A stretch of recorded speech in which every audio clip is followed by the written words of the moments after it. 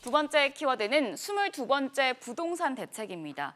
오늘 22번째 부동산 대책이 발표될 예정입니다. 6.17 부동산 대책 발표 이후에 비규제 지역은 물론 서울 지역 아파트 값들이 지금 고공행진을 하고 있는데 이뿐만이 아닙니다. 좀 전세 시장도 불안해지고 있고요. 예, 오늘 22번째 대책 과연 부동산 시장 안정시킬 수 있을지 그게 궁금하거든요. 예, 오늘 정부가 또 부동산 대책을 발표합니다. 네. 이번 대책은 6.17 부동산 대책을 발표한 지 채 한 달도 되지 않은 대책이라는 측면에서 그동안의 부동산 대책 실패에 대한 보완이라고도 볼 수가 있고, 또 어떤 면에서는 부동산에 관련된 모든 그동안의 민원, 국민들의 불편사항까지를 같이 감안한 종합적인 대책이 나오지 않을까, 그런 어떤 좀 기대를 갖기도 하는데요. 네.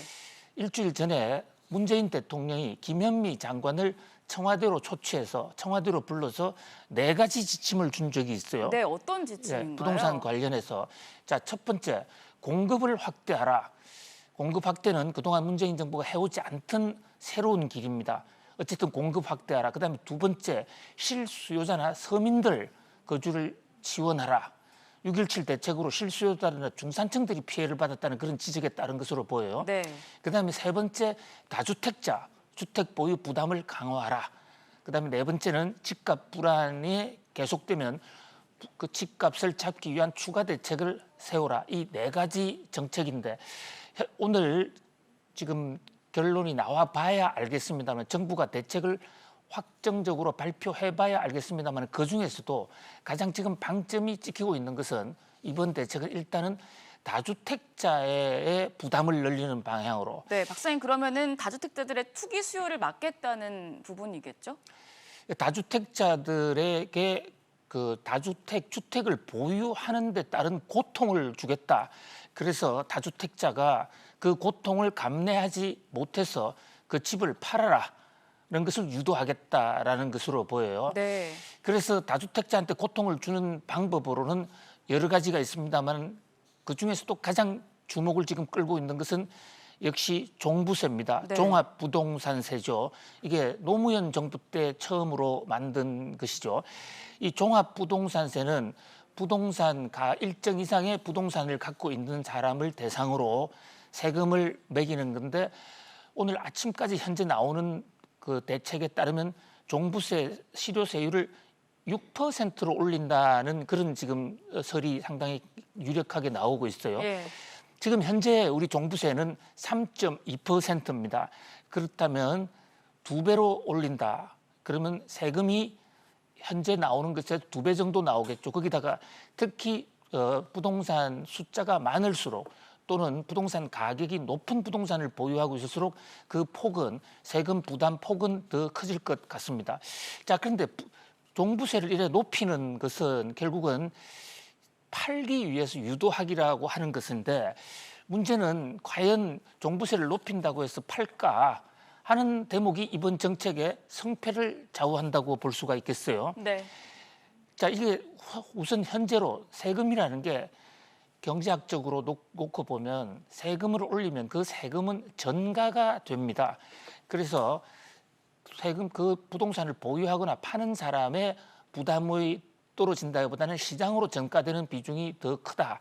그런 면에서 오히려 부동산 가격을 더 올릴 수 있다라는 그런 부작용이 있고요. 또 하나는 퇴로를 주고 몰아야 되는데, 토끼도 갈 곳을 비워놓고 몰아야 토끼를 잡기가 쉽습니다. 토끼가 불쌍해서 그런 게 아닙니다. 토끼를 더 효율적으로 잡기 위해서 토끼몰이를 할 때는 퇴로가 있어야 되는 것입니다. 마찬가지로 지금 다주택자들, 부동산을 많이 갖고 있는 사람들에게 퇴로를 줘야 된단 말이죠. 그러면 네. 팔았을 때의 고통을 좀 덜 해줘야 되는데, 오늘 대책에는 또 양도세를 올리는 대책까지 들어와 있어요.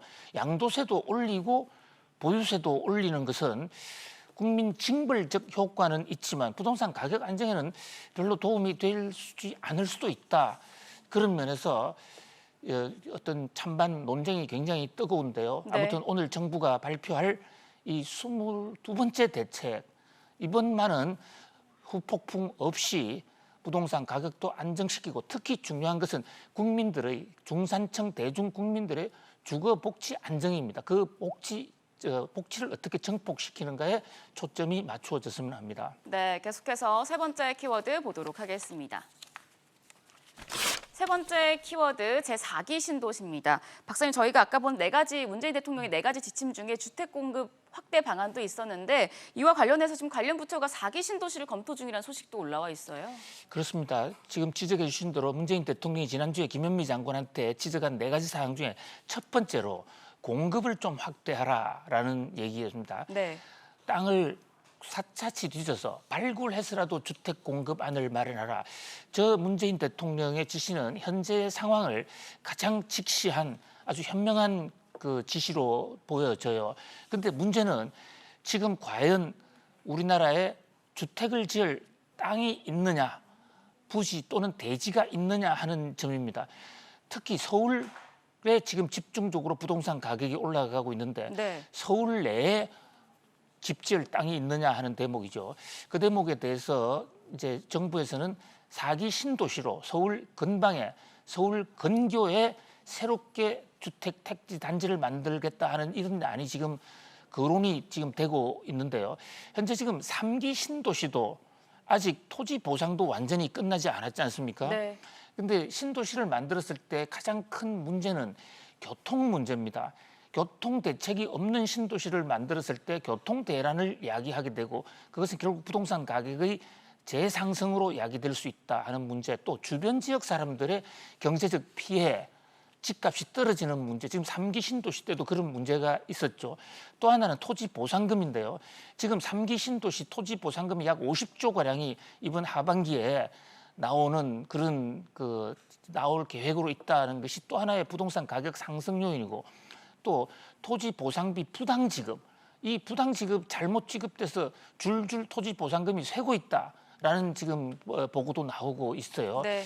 아무튼 공급 확대도 신도시 쪽보다는 재개발이나 재건축을 활성화시키면서 또 그 과정에서 생길 수 있는 불로 이익은 환수하면서 용적률을 높여서라도 도심에 실제 살 수 있는 곳에서의 공급이 확대돼야 되는 것이 아닌가, 그런 생각을 해봅니다. 네, 이어서 네 번째 키워드도 보도록 하겠습니다.